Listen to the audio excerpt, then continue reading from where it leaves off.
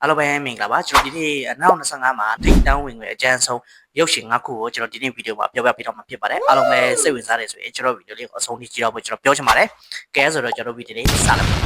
ယ် 5 Mission Impossible The Final Reckoning ရုပ်ရှင်ပဲဖြစ်ပါတယ်ဒီရုပ်ရှင်ရဲ့ဝင်ငွေကတော့ US ဒေါ်လာ900နေမှ600မီလီယံအထိရှိပါတယ်နော်ဒီရုပ်ရှင်ရဲ့အဓိကဇာတ်ကောင်နေရာမှာတရုတ်ဆောင်ထားတော့မင်းသားကြီး Tom Cruise ပဲဖြစ်ပါတယ်နော်အားလုံးပဲမင်းသားကြီး Tom Cruise ကိုတီးလိုက်မယ်လို့ကျွန်တော်ထင်ပါတယ်နော်ဘာလို့ဒီရုပ်ရှင်ကိုမကြည့်ရသေးဘူးဆိုရင်တီးတော့မှာဖြစ် Facebook မှာဖြစ်တော့ရောက်ရှာကြည့်လို့ရပါတယ်နော်တကယ်လို့ဒါပါတော့ဘယ်နေရာမှာရှာလို့မရဘူးဆိုရင်ကိုဖုန်းကိုတော့ရိုက်ခွင့်လိုက်ဖို့ကျွန်တော်ချမ်းပေးချင်ပါတယ်Number 4 Joris What Repass လို့ခေါ်တဲ့ရုပ်ရှင်ကိုပဲဖြစ်ပါတယ်ဒီရုပ်ရှင်ရဲ့ဝင်ငွေရတဲ့ US ဒေါ်လာ650နဲ့မှ860မီလီယံအထက်ရှိပါတယ် This would be a medical breakthrough that could save countless lives. It comes from the largest dinosaurs on the planet. Oh my god. Fortunately for us, all these species exist in one ဒီရုပ်ရှင်ဟာတခြား Joris What ရုပ်ရှင်တွေထပ်ပို့ပြီးတော့ရောင်းအားကောင်းတယ်လို့လည်းကျွန်တော်တို့သိရပါတယ်Joris What Rebirth ရုပ်ရှင်ထဲမှာအဓိကဇာတ်ကောင်တွေမှာတရုတ်ဆောင်တာကတော့Marvel ရုပ်ရှင်ခုဖြစ်တဲ့ဒီ Avenger ရုပ်ရှင်ထဲမှာပါဝင်တဲ့ Black Widow Mini Scarlett Johansson ပဲဖြစ်ပါတယ်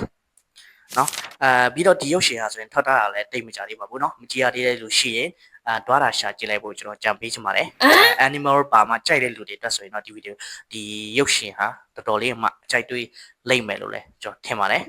အားလုံးပဲကျေးဇူးများတင်ပါတယ် Number 3 Leo and Stick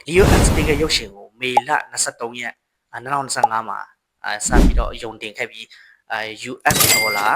1.037 ဘီလီယံအထိကိုမှရရှိခဲ့ပါတယ်။ဒါကတော့တော်တော်လေးမှများတဲ့ပမာဏလို့ကျွန်တော်ထင်ပါတယ်။ဒီရုပ်ရှင်ဟာဆိုရင်ကလေးမလေးလီယိုတယောက်နဲ့ဂျိုဒါလေးစတစ်တို့ကြားတန်ရောစင်တွေအပြန်အလှန်ခန်းစားချက်တွေကိုဖော်ပြထားတာကျွန်တော်တို့တွေ့ရပါတယ်။ဒီရုပ်ရှင်ကိုမကြည့်ရသေးဘူးဆိုရင်ကိုကိုတိုင်တာတွားရှာကြည့်လိုက်ဖို့ကျွန်တော်ကြံပေးချင်ပါတယ်။ကျွန်တော်ရှာမပေးတော့ပါဘူး။အားလုံးပဲကျေးဇူးများတင်ပါတယ်။ Number 2 A Minecraft Movie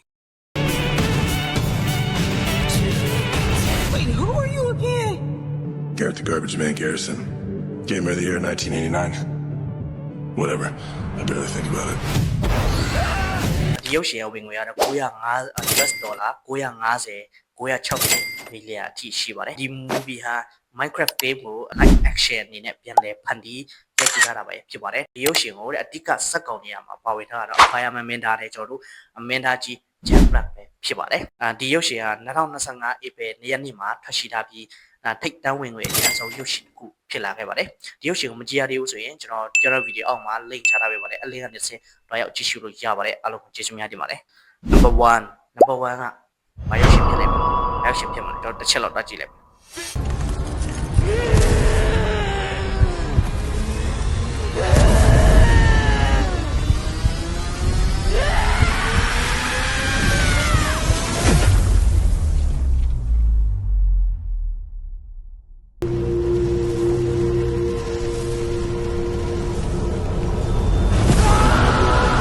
အားလုံးပဲသိကြတဲ့အတိုင်းနီဂျာ2ပဲဖြစ်ပါတယ်နီဂျာ2ဟာနီဂျာ1ထပ်ပို့ပြီးတော့ဝင်ငွေပေါင်းတယ်လို့လည်းကျွန်တော်တို့သိရပါတယ်နောက်နီဂျာ2ရဲ့ရုပ်ရှင်ရဲ့ဝင်ငွေကတော့ US ဒေါ်လာ1.9 ဘီလီယံထိရရှိခဲ့ပါတယ်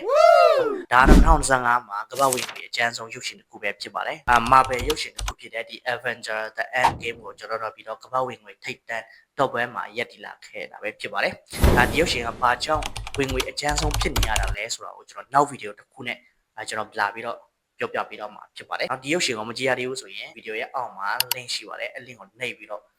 တွားရောက်ကြည့်ရှုလို့ရပါတယ်။အားလုံးကိုကျေးဇူးများတင်ပါတယ်။ကျွန်တော်ရဲ့ဗီဒီယိုလေးကိုသဘောကျရဆိုရင် like share လေးနှိပ်တော့လို့ရပါတယ်။မကြိုက်ဘူးဆိုရင်ကြော်တော့လို့ရပါတယ်။အားလုံးကိုကျေးဇူးများတင်ပါတယ်ခင်ဗျာ။ကျွန်တော်ရဲ့ page ကို follow ထားဖို့မမေ့ပါနဲ့။အားလုံးပဲ bye bye ပါ